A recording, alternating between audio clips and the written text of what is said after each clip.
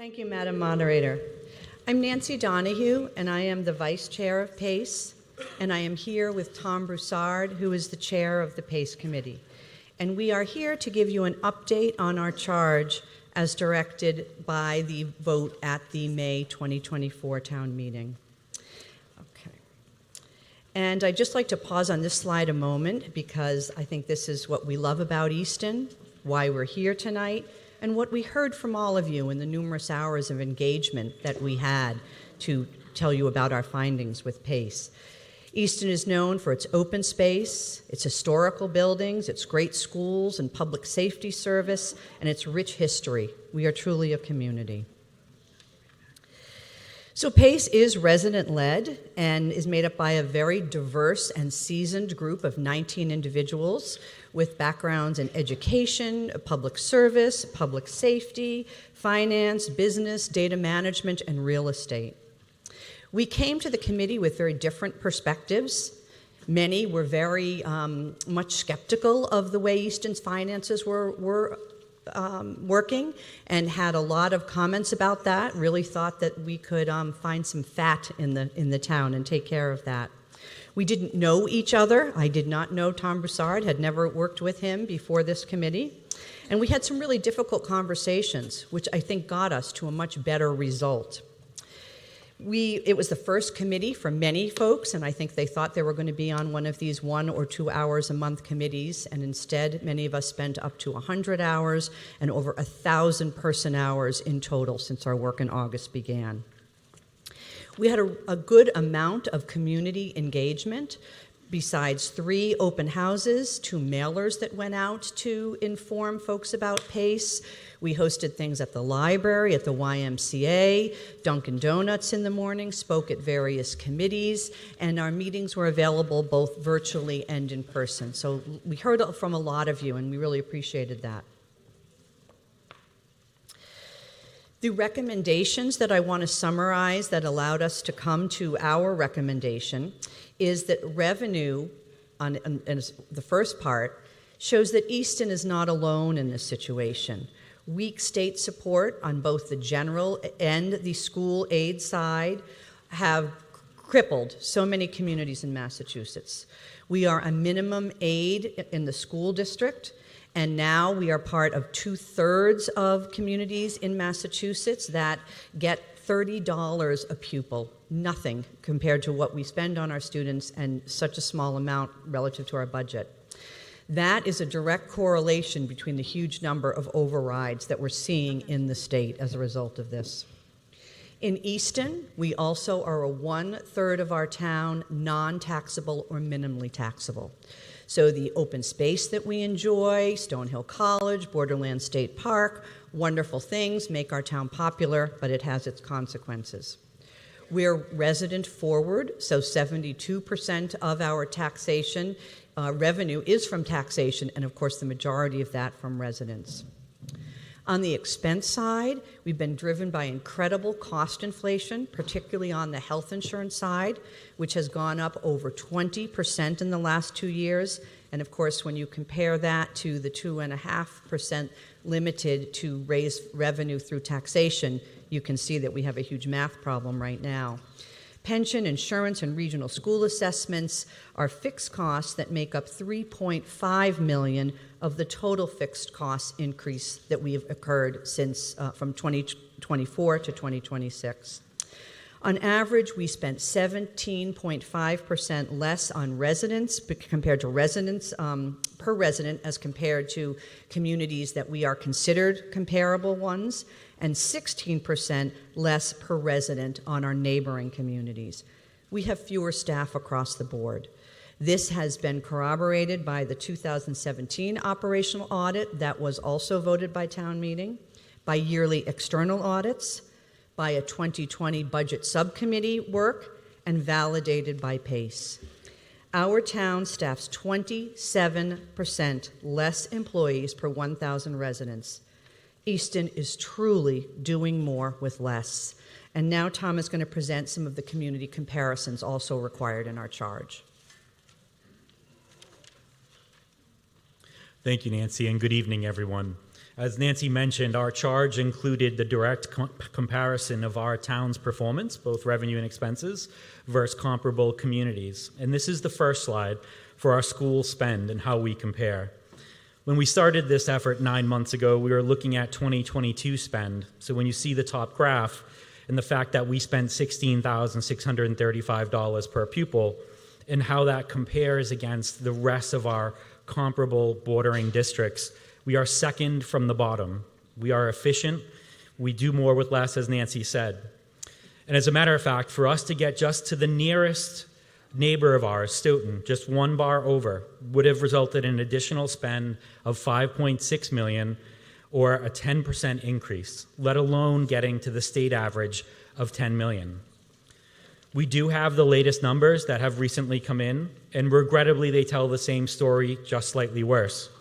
We continue to be second to last in per pupil spend, and if we were to spend at Stoughton's rate, who is next, it would be now an $8.8 million increase or a 13% increase. And to the state average, it would be $16 million. This is important as you listen to the rest of the presentation to come tonight, because the override clearly doesn't get you all the way to Bright or a gold standard. It's not what it's designed to be.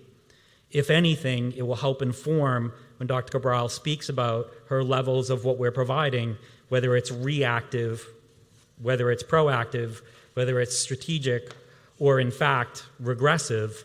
You will have context that it's not because we simply have too much money being spent per pupil. The next slide is how we spend from a town perspective, and this is the whole town, and it just helps us understand that Easton as a town, when looking against a comparable set, is actually the lowest out of all of the communities, spending $4,166 per resident. And just to get to Chelmsford, the next nearest comparison would be an increase of $9 million or nearly 10%. And if you look at the average of our neighboring towns in the bottom graph, our $4,166 is second from the lowest. So I think it just confirms, hopefully in these two graphs, that not is it a school challenge, we are incredibly thrifty and efficient with our money there for what we get, but fundamentally across the town, and we looked at every department, and as Nancy said, we looked at not just dollars spent per department, but we looked at staff per department, and I'm sure you'll hear more later on today from both the schools, police, and fire that will give you concrete examples of this. Many towns that have sought an override have included a community compact, and the purpose of that is to assure residents how that override money will be spent and also to mandate continued fiscal responsibility. Our compact has been signed by the Select Board, the School Committee, and the Finance Committee. The full, long, 3-page document is available on our website, but I want to just highlight 3 components of it today. First, in number 1, there'll be no debt exclusion for at least 5 years and no operational override for at least 4 years. The third bullet talks about minimizing impacts to senior citizens, veterans, and disabilities folks. And there'll be additional funding and support to assist that in the override. And 4, that there will be an annual cap on budget of 4% rolling 2-year average. And everyone on PACE agreed that that will be an extremely rigorous and difficult financial measure for both the town and the school side to meet. And Tom will close with our recommendation. Thank you, Nancy. Folks, today we reviewed 2 comparison slides, and candidly, it doesn't do justice to literally the over 1,000 person hours that were put into the efforts that the PACE Committee put forth, comparing different sets of communities, different combinations of residential and commercial tax base, comparable per pupil communities, number of students, number of residents. We literally, as a committee, challenged ourselves aggressively on your behalf. And I'm both glad that I don't have to go through all of those hundreds of hours with you tonight, but also I hope that you were able to follow along with us on this journey and look at some of the information along the way. As a result, and per our charge, we had to provide a recommendation for the challenge that we face to sustain services and programming as it existed in 2024 and recently on a 4 to 5 year basis, if you will. For us, we came back at a total size of challenge of approximately $8.1 million. We recognize that we don't overspend compared to our peer communities, our comparable communities, or any other set of communities that you'd like to. And therefore, we arrived at a recommendation for a revenue side solution of $7.3 million. The reality is that for us to be successful and sustainable for the near future, we will always have to be efficient on the expense side. Therefore, the expense side solution was just under $1 million, or $0.8 million.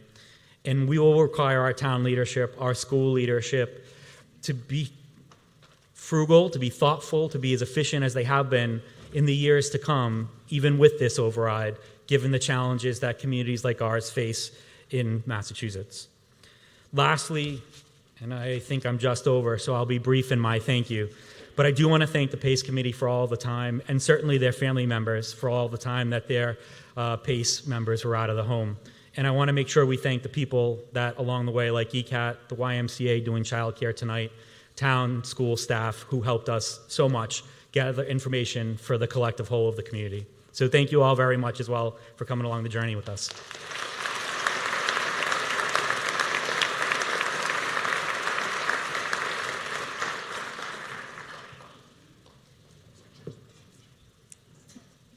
Thank you. So now we'll have a presentation from the town administration.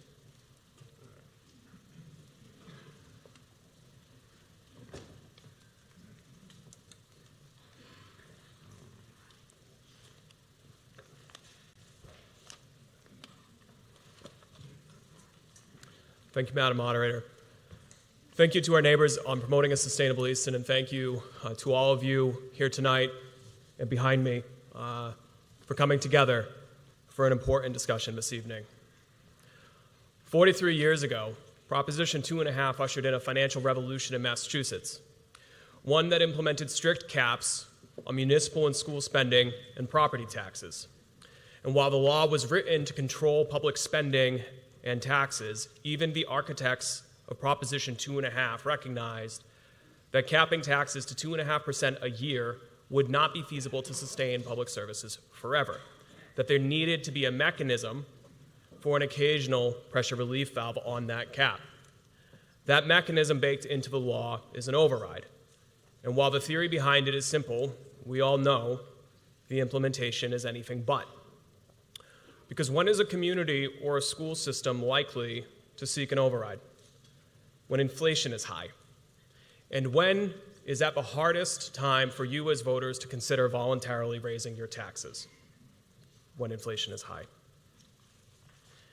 I highlight this to recognize that we are working within a system that sometimes feels like it's pit us against one another.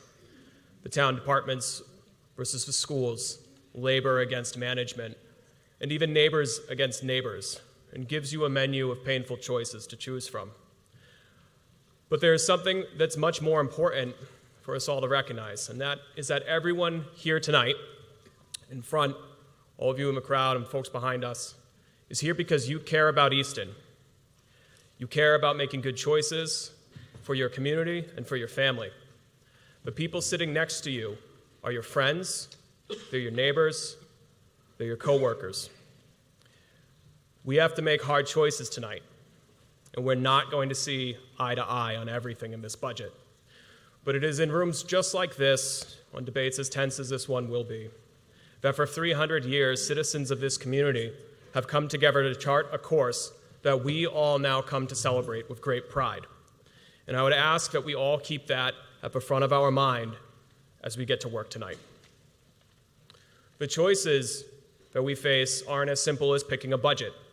These are value decisions that will have a real human impact on either side of that coin.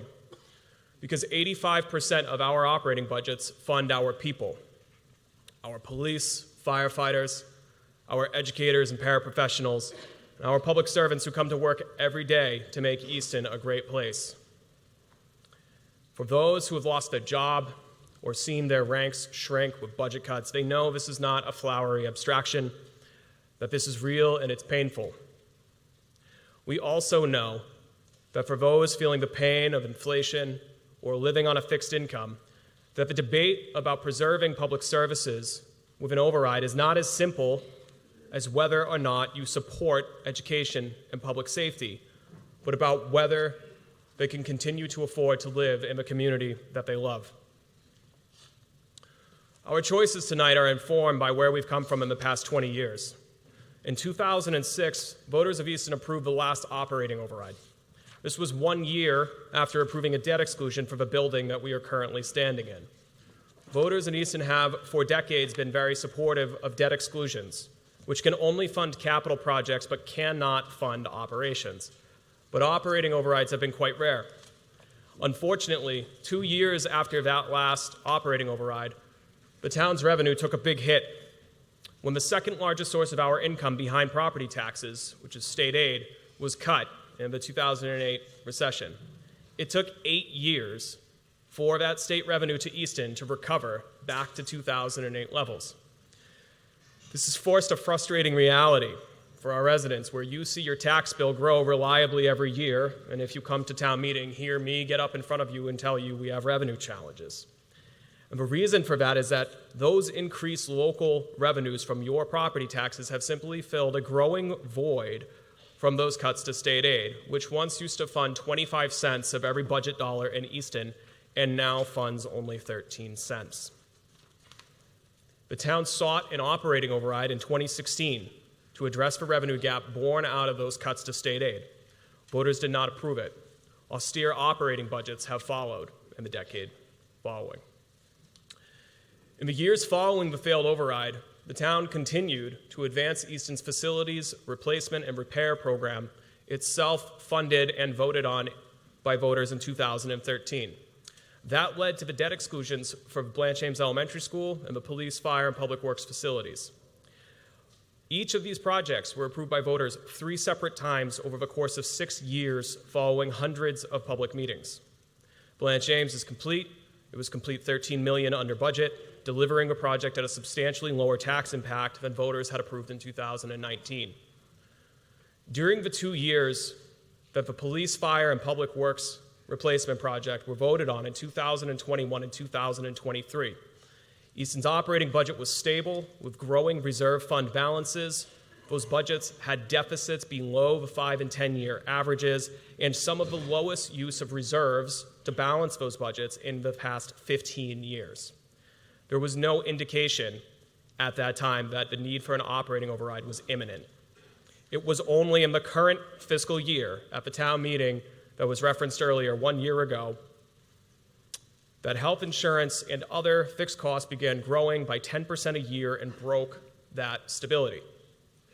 Unprecedented increases to health insurance, transportation, and other fixed costs against that backdrop of 2 decades of minimum state funding make a perfect storm for us in fiscal year 2026. For anyone who's followed the process along before, you know that a preliminary budget always starts with a gap or a deficit of the difference between the expenses that are being requested and the amount of revenue we are forecasting. We have to balance the books every single year, and so we always do. Those preliminary deficits historically are about $1.5 million, or 1% to 2% of our budget. Fiscal year 26 preliminary deficit was $6.36 million, more than 4 times the size of what we have dealt with. This is simply too large for us to reorganize or innovate our way out of. And after months of public work, we have cut that gap in the non-override budget to 0. But balancing the budget comes with a steep cost, and the non-override Article 1 budget will enact the largest cuts to education and public services in Easton since the 2008 recession, with more than 50 full-time equivalent positions being cut or reduced. On screen, you could see the allocation of those funds by department, and it's also included in your warrant. Municipal departments on the town side requested a 5.3% increase to sustain their existing level of service, but has been cut to 1.6%, eliminating $784,000 from our budgets and cutting staff below pre-pandemic levels despite being busier than ever across all departments. 6 positions are cut entirely, with additional having hours cut or being moved to fee-based programming. This figure does not include cuts made in the current year, additional vacancies in our ranks due to resignations, or long-term injuries on duty. Collectively, in the non-override scenario, we will be entering this summer with 15 fewer personnel on the town side, about 8% of our workforce, than we had last summer. The cuts impact all divisions of the town government, including general government, health and community services, public safety, and public works, and they are shown on screen. For the sake of time, we're going to focus on our three largest budgets and departments tonight: schools, fire, and police, to discuss what these cuts mean in real terms to help inform your decision. I'd like to invite the police chief, Keith Boone, to the podium to talk about the police department.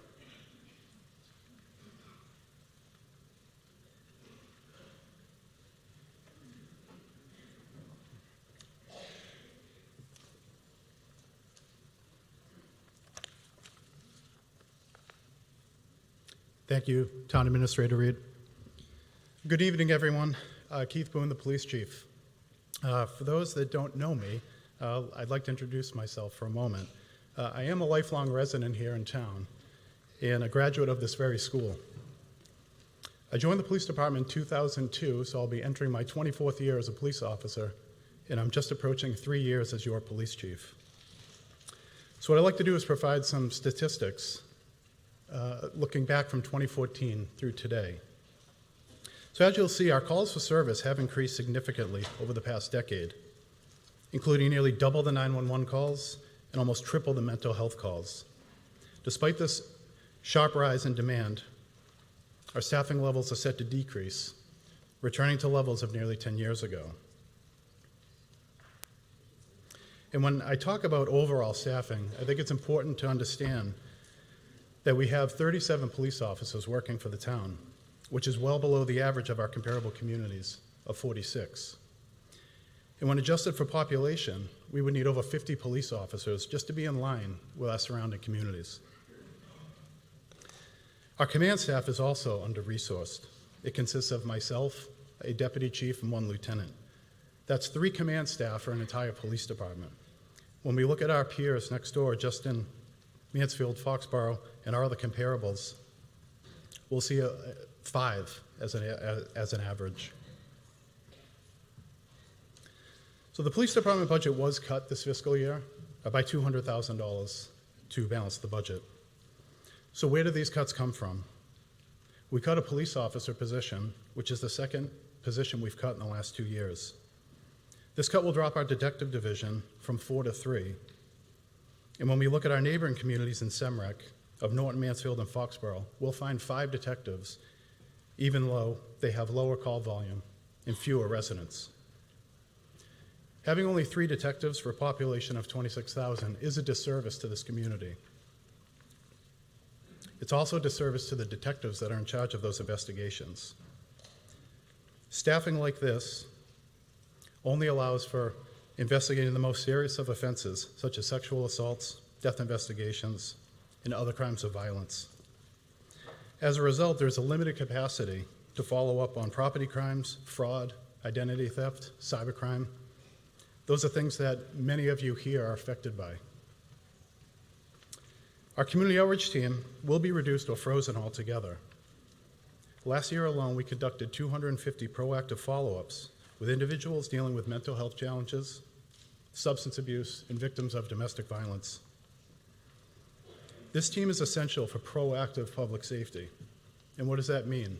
That means helping people before these situations escalate into a 911 emergency crisis.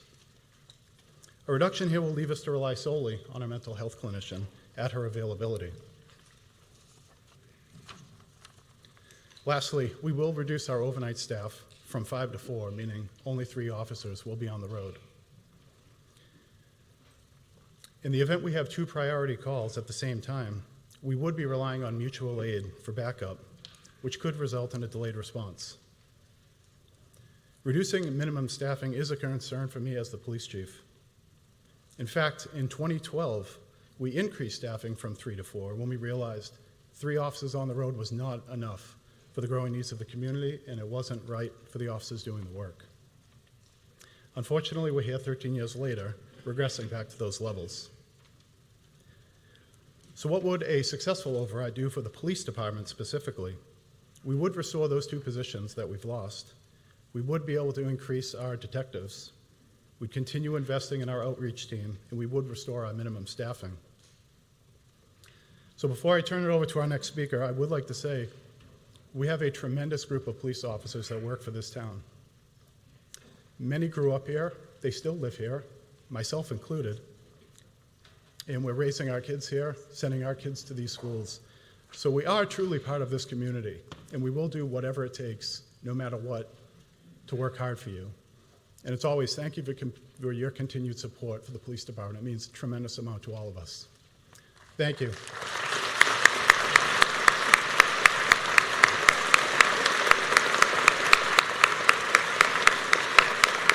I would like to call up Chief Alexander of the Fire Department now. Thank you.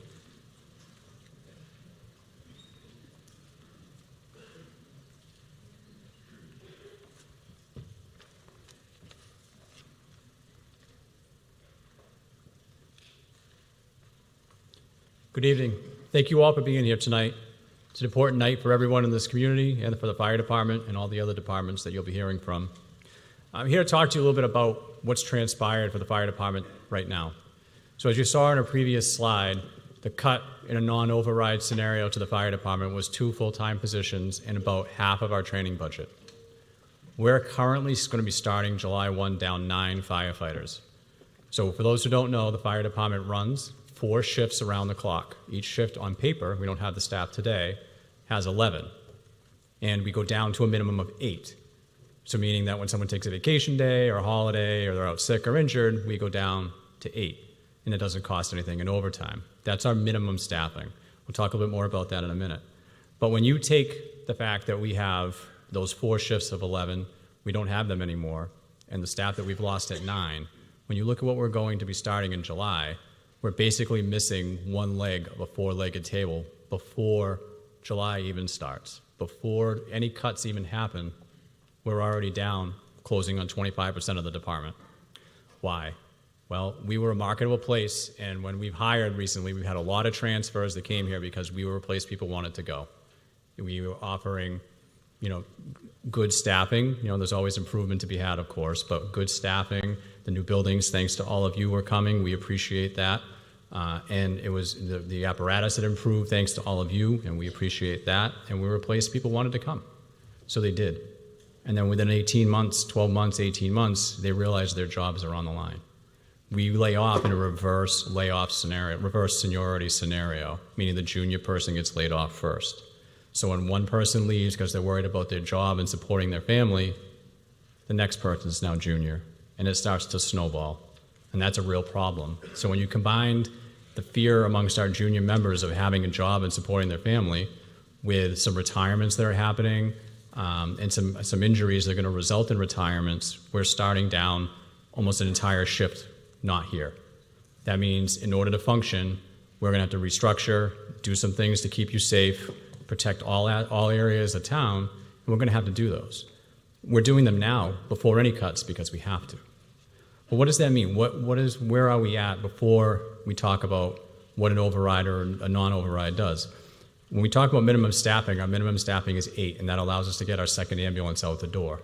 But what I'd like to point out to you is that our minimum staffing changed in 2012 from 7 to 8, with the idea that we could staff a second ambulance and that the station at Bay Road would be available, it wouldn't be out in the ambulance every minute of the day, and they'd be available if a fire call came in or a second call came in, and they would be available, right? You get the efficiency there. So that was an investment you all made back then. But since 2012, when we upgraded to 8, the ambulance is 108% busier than it was then, which means it's just not in the station that much. It's always transporting somebody to the hospital. It's not there, and large swaths of the town are unprotected during that period of time. That's today. That's no cuts. That's no nothing. So when you take a look at that, and then you see that on the bottom right of the slide, you'll see that we have our mutual aid. Mutual aid is when another town comes in and they support us. So Stoughton, Brockton, West Bridgewater, Mansfield, Norton, they come in when these unusual circumstances happen of multiple calls at the same time, things like that. These are things that are happening today. Our mutual aid need is increasing before any cuts, which means we're busy for our staffing level. We're struggling to keep up as we are today. So when we face those challenges, you face the reduced staffing, and then we take a bigger look at the bigger picture. The firefighters pay attention. I'm sure a lot of them are watching this tonight. Without an override scenario, there's $3.2 million of reserve funds in the budget, and they know that.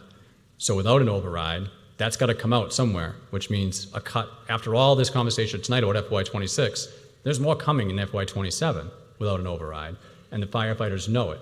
So as your fire chief, how do I stem the tide? How do we keep these firefighters here? How do we convince people, even if we all raised our hand tonight to say, regardless of the override, you need to hire a couple firefighters, how do I convince them to come here not knowing if their job's going to be secure? That's the situation we're facing today before any of you even make a decision.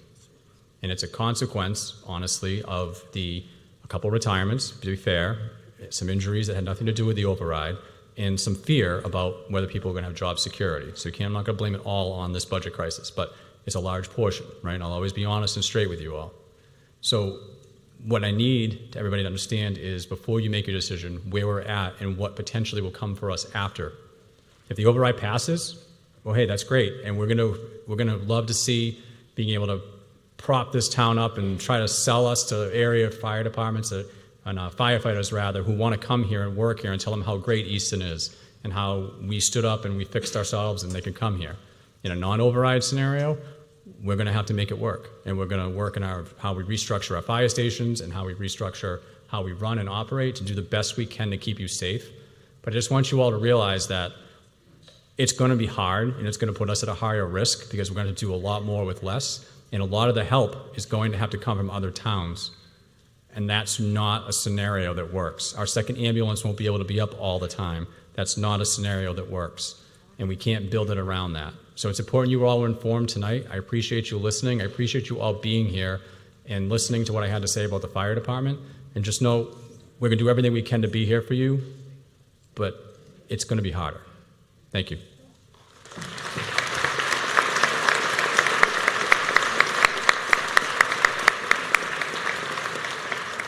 So I'd like to introduce Superintendent Dr. Cabral.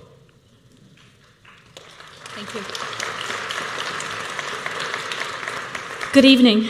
On the wall behind me, you get a little snapshot of our district. You can see that on any given day, we have over 4,000 people on this amazing campus, and it's like a small town within a town. I was going to talk about all the recognitions, awards, championships, and more, both state, national, and so on, but it would be too much for the evening. However, academically, you can see that Oliver Ames High School, which is the only high schools are ranked traditionally, is in the top 18% in Massachusetts, which is, of course, #1 in the country. #1 in Bristol County. In 2024, we're up from the top 20% in Massachusetts and the top 12% in the United States. That is up we're ranked 35 right now, and that has steadily increased. I just gave you the couple of years before that. We were actually just getting into the top 100 about a decade ago. And so you can see the tremendous gains we've had in the last decade. We also are, there's an interesting metric that Boston Magazine uses. We're #4 in the entire state of Massachusetts for what they call the bang for your housing buck. And so when we say we run lean, that is certainly substantiated by some outside metrics as well. Despite these very strong outcomes, we run lower in per pupil expenditure than all of our neighboring districts for whom we compete for our educators, who we can owe all of this achievement to. The chart on the right is the updated version that Tom spoke about. He had the 2022 numbers. DESE just released the 2023 numbers. You can see Easton still is second from the bottom, considerably less than all of the districts around us. What I wanted to point out is that in Tom's chart from the year before, the state was 4th from the top. The state has actually increased, which gives you an idea of the growth around the state in per pupil expenditures, and they're moving further and further away from us. We never judge our achievement in anything based on the state. We always consider that we surpass that. We never create goals based on metrics with the state. And financially, we run considerably less. In fact, if we were at the state average, we would have, just the school department would have $16 million more per year, which means what? It means we're achieving more with $16 million less per year. That is not sustainable.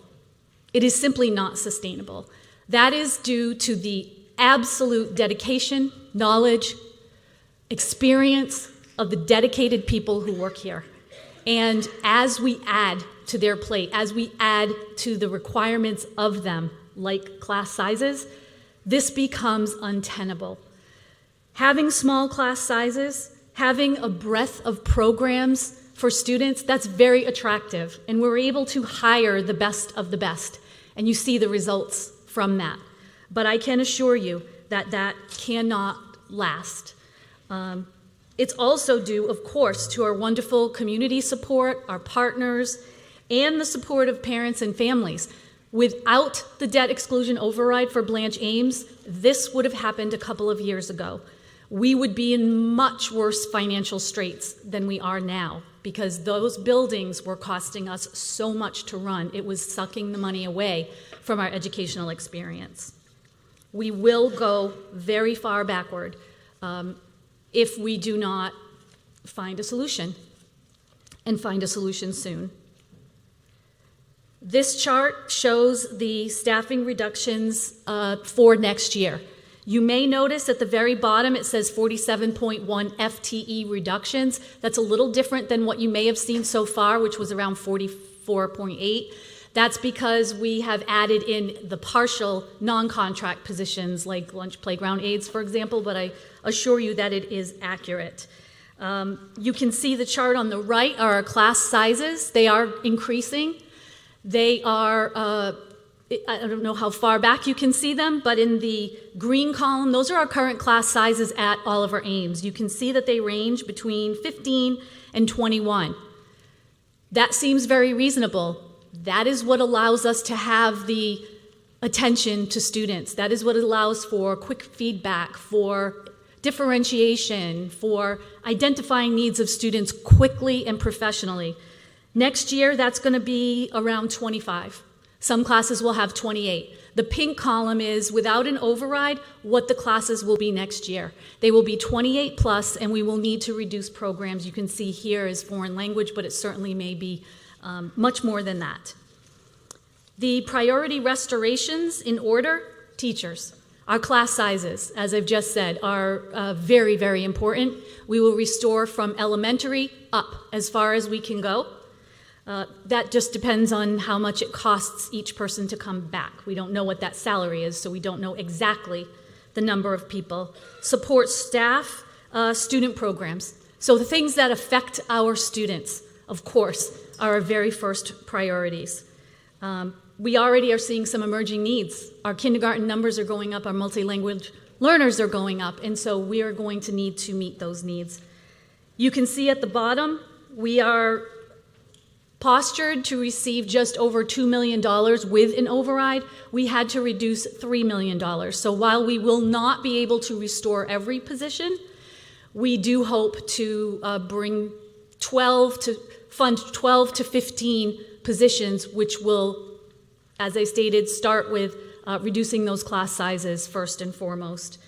I want to thank you very much, deeply and sincerely, for your support of our children and also for our amazing educators. We are all truly blessed and honored to serve your children.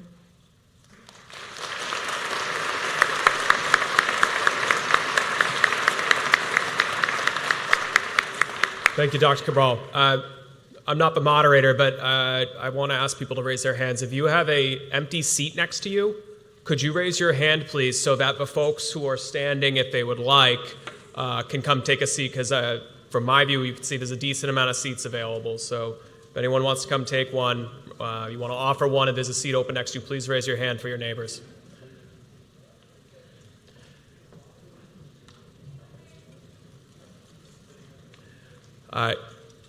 Great question. ECAT, I don't know if it's possible to increase the bottom height of that of the projector, thank you, without cutting off the top.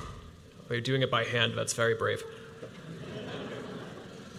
So when facing such significant cuts, it's entirely reasonable of all of you to ask, how did we get here? And what did Easton do to prevent a day like today from happening? The town recommended an override in 2016 to address the revenue gap born out of cuts to state aid, but it was soundly rejected. A clear message from the electorate on the expectation of tight operating budget management, which we have delivered. In the years since, we have saved or avoided millions in operating costs by regionalizing services like 911 dispatch, consolidating departments like health and community services, reforming health insurance, in-housing special education, expanding our solar generation, and reducing our public energy consumption by 20%. That's not supposed to be there. I don't know what those red X's are, but we didn't sit on our hands on the revenue side either. We built 3 sewer districts and brought more than 60 million state and federal infrastructure dollars to Easton, which have contributed to the best years ever of new growth, increasing our tax revenue without an operating override.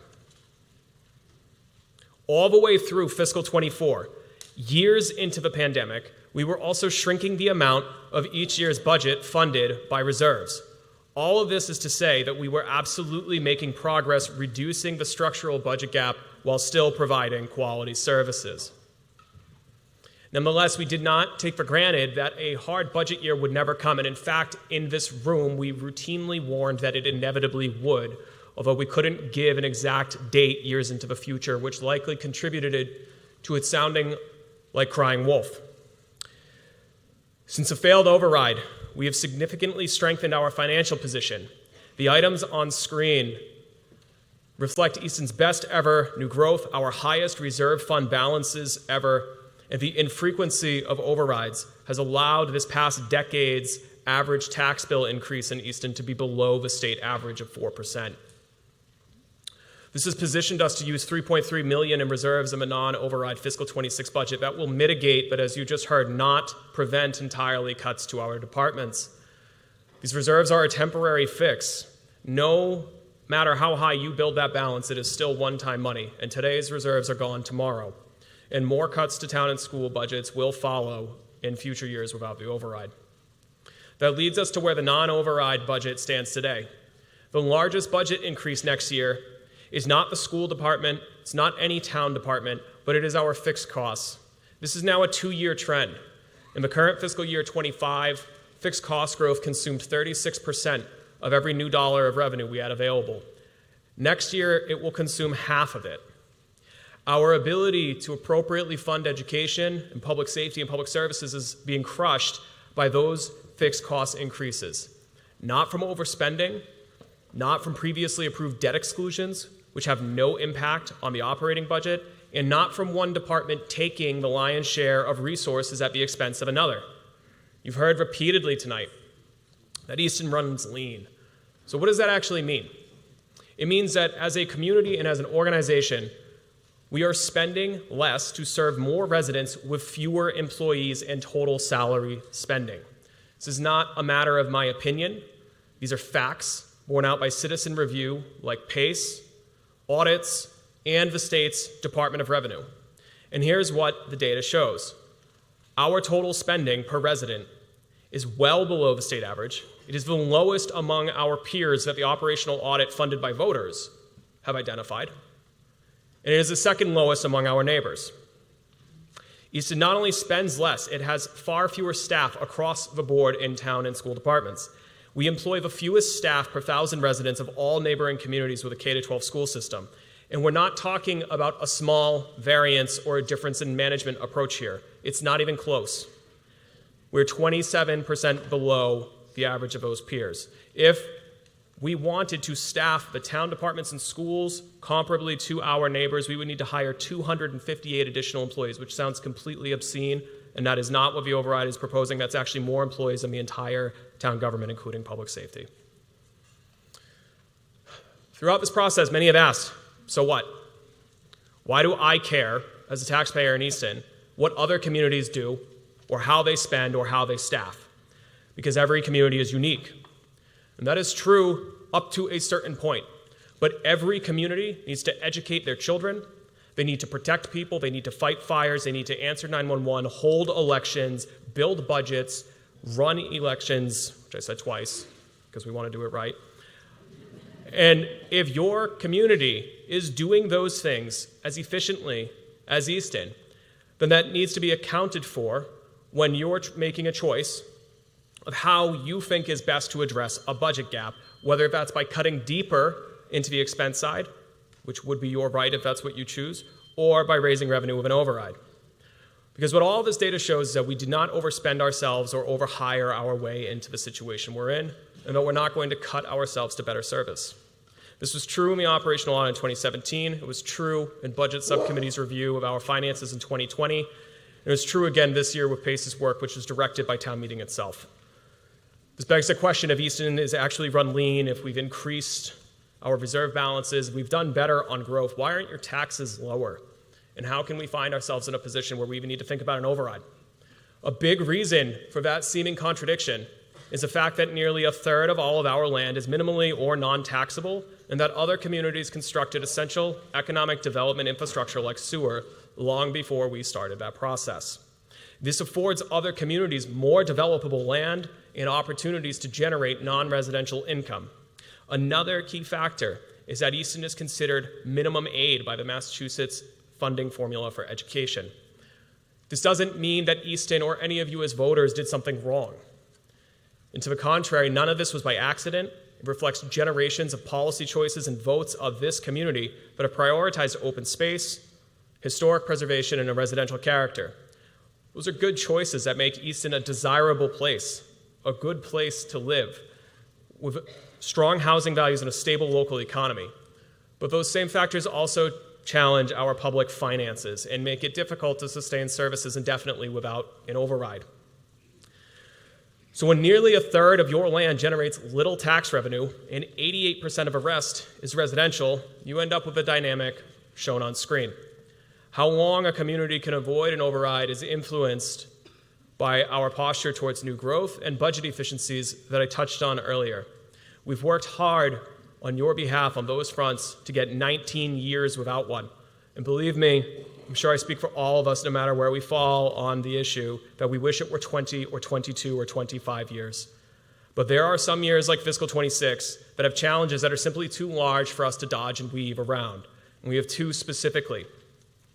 The first of those deficit drivers is on screen. Health insurance, pension assessments, and regional school assessments have skyrocketed in the past 2 years. Health insurance premiums, after growing at a modest 3% per year rate for a decade, have grown by 20% in only 2 years. For perspective, that 2-year, $2 million increase to our health insurance is equal to the previous decade of growth to healthcare combined. It is greater than 10 years budget increases afforded to the police department. Looking at these four fixed costs on screen that have grown by $3.5 million in only 2 years, compare that to the increase afforded to all town departments next year of $332,000. Just like in your personal lives, the town's insurance carriers do not give us 3 or 4 years notice that 10% increases are on the way. We are notified by the state what our health insurance premiums will be in February for the coming July. Nonetheless, the town hasn't just taken these increases on the chin and then immediately turned to you to ask you to increase your taxes. We've increased premium contributions for our employees retiring after 2026, negotiated employee payroll contributions to the retiree benefit trust fund that town meeting established, and renegotiated our property and liability insurance to cut that cost and include injury on duty wage coverage for police and fire to reduce those budget impacts. The second major deficit driver we face as a community is our long history as a minimum aid community, entitled to as little as $30 per student of new state education funding per year, which shakes out to about $100,000 of new revenue against a $50 million school operation. What you see on screen in blue is our actual state aid received, and in red is what it would have been had it just simply kept up with inflation. Had our state aid that we received back in 2008 just kept pace with inflation, we would be receiving nearly $4 million more every year. The chart on screen shows what this means to the public schools. State funding to the schools are in blue with local funds in orange. In the 15 years since 2010, state aid has funded only 7.5 cents of every new dollar of budget capacity afforded to the public schools. During those years, the percentage of the Easton Public School budget covered by state aid has dropped from 31 to 22%. So we have two main problems. One is a long-term challenge of being minimum aid, but we have shown by going 19 years without an override that we have been able to manage around that. The second problem is what pushed us over the edge and brought us all here tonight, and that is that our fixed costs have increased by $3.5 million in only 2 years. We just cannot take a broadside like that to our financial position for more than 1 year. And very few communities can, which brings me to an important point. This is not an Easton problem. The dynamics at play here are unfolding all around us throughout the state. In the past 2 years, the number of districts that are minimum aid has grown to 77% of schools. That is the large majority of schools and public school students in Massachusetts. It is no coincidence that in those same 2 years that most communities had their second biggest source of revenue move into minimum funding status while healthcare costs exploded, that the rate of overrides being sought around the state has doubled. I trust this is cold comfort to you as taxpayers, but it is critical context as you consider the choices you have tonight. And there is a choice. Articles 2A and 2B reflect the recommendation of promoting a sustainable Easton. The alternative budget also carries the recommendation of your elected leaders on the Select Board, Finance Committee, and the School Committee. The recommended $7.3 million override is estimated to add an additional $803 to the median home's annual tax bill, about $201 per quarter or $67 per month. I use the word additional to be clear. This would be additional on top of your typical annual tax growth, which for perspective, the past 2 years for the median house were $206 and $234. The table on screen shows the override cost based on home values in $100,000 increments. It's probably hard to see if you're all the way in the back, but the green highlighted section shows that about 3/4 or 74% of all homes in Easton are at or below $800,000 in assessed value, with estimated annual override costs ranging from $248 to $992 per year. And while the last operating override was 19 years ago, voters in Easton have always and have continued to be very generous with their approval of debt exclusions, and 2 were approved in the past 6 years. The good news is that Blanche James is done. It's $13 million under budget, and it is already carried in your existing tax bill, costing the median home about $285 per year, well below the $433 increase that voters approved. The construction contract for police, fire, and public works was awarded $9 million under budget. It is partially funded in your existing taxes, and the remaining estimated $590 will increase gradually over the next 2 to 3 years as the building we stand in now is paid off. Because the projects were completed under budget and are on contract under budget, the estimated final tax cost is about 20% less than what you as a community approved. So where specifically will the operating override funds be allocated? You can see them line by line in your warrant in Article 2B, and I will touch on the largest ones briefly. Consistent with the PACE Compact, the override will eliminate the use of $3.3 million in reserves in the fiscal 26 budget, ensuring a stable financial position and preventing further cuts in 2027. As presented by the superintendent, a major component of the override would be a restoration of $2,060,000 to the Easton Public Schools. Town departments would restore 89% of cuts equal to $727,000. This would restore all positions to public safety. It would improve funding to public works and health and community services, and it would restore 1 cut to general government. General government will still keep nearly $90,000 in budget reductions, even in the override scenario, in order to prioritize public safety, works, and health and community services.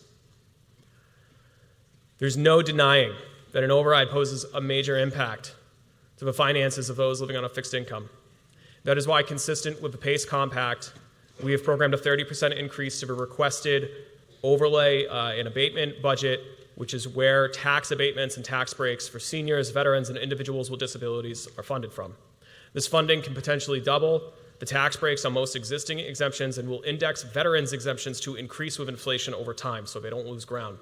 It will also increase the funding that is available for Easton's unique local circuit breaker program that you all approved in 2023. Coupled with other programs we've expanded in recent years like the Tax Aid Committee and the SERVS Fund for our veterans, this override funding would bring Easton's expected financial assistance for seniors, veterans, and individuals with disabilities next year to between $900,000 and $1 million.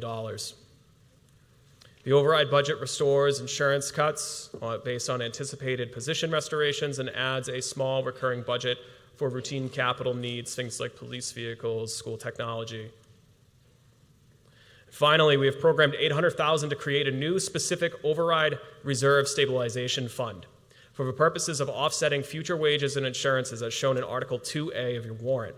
These dollars would come out of the $7.3 million override. They would not add to it. And would go into that fund, which could then only be appropriated out by voters of town meeting for those specific purposes. While town and school departments could easily articulate $800,000 in additional operating needs, allocating a portion of the override funding into this savings account and not allocating it all out to recurring expenses will enhance Easton's ability to stretch the benefit of the override as long as we can. That last point about stretching the benefit of the override takes us to the end of our presentation and back to our history. As I noted at the outset tonight, this funding system can make it feel like we're being pit against one another. High inflation pressures communities to seek overrides at pretty much the worst time that we could ask you. Easton has always been a lean operation, and only 2 overrides have ever passed here, one in 1990 and one in 2006. Most of the seniors graduating from all their aims this year weren't even born when the last override was approved. And that's okay, because the desire to avoid overrides is 100% reasonable, and it's something that this record demonstrates Easton takes seriously. Because since 2006, Easton has completed the longest run without an operating override ever. We have sought half as many override and debt exclusions as we did before 2006, and those requests have been spread farther apart than before 2006, where 11 override and debt exclusion votes occurred within a single year of one another. And just like every other time in Easton's history, whether the recommended override occurs or not is not a choice that is made at Town Hall. It is made by you here and at the polls. Overrides are a 2-step process under Massachusetts law and must be approved in both forums to proceed. Whether you plan to vote for or against the override tonight, the town recommends that you adopt Article 1, which is the balanced, non-override budget, as a backstop so that we do have an operating budget no matter what the outcome of the ballot vote on June 10th is. Thank you so much for affording us the opportunity to discuss Easton's budget with you, and thank you for coming together tonight to make these choices. The moderator will ask the elected boards to announce their recommendations and summarize your debate and voting procedures now. Thanks, Tony.